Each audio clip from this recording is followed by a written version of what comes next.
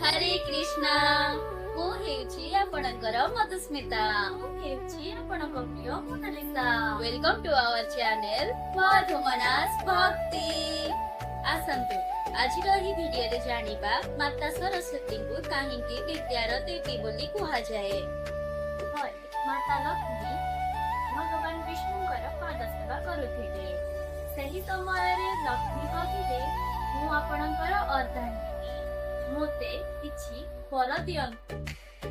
भगवान विष्णु कहिले ठीक अछि माग कोन मागुछ। माता लक्ष्मी भगवान विष्णु को कहिले मते एही वरदान दियंतु कि मु पृथ्वी लोकरे जहा को चाहिबी जेते बेले चाहिबी जेतिकी धन देई परिबी। भगवान विष्णु कहिले तमे जेते बेले चाहिबो जहा को चाहिबो जेतिकी चाहिबो सेतिकी धन देई परिबी, किंतु मु ताको थड़े जानिबार क्षमता रखिबी। माता लक्ष्मी कहिले ठीक अछि मते किंतु एही वरदान दरकार। भगवान विष्णु माता लक्ष्मी को एही वरदान देले। एही वरदान कथा सारा विश्व रे प्रचारित होई गला। समस्त देवादेवी माने मध्य जानि पारिले।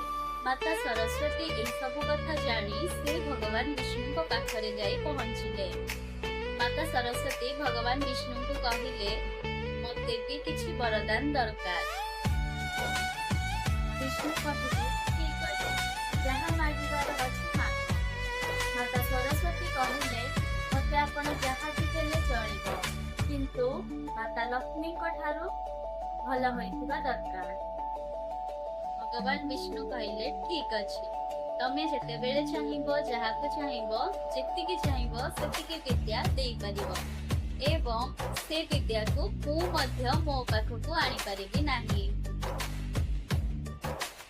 सेतिपाई धन आसीथाय एवं चाटे, किंतु परे विद्या आसिले ताकु मध्य केहि छड़ाई नै पारिबे नाही।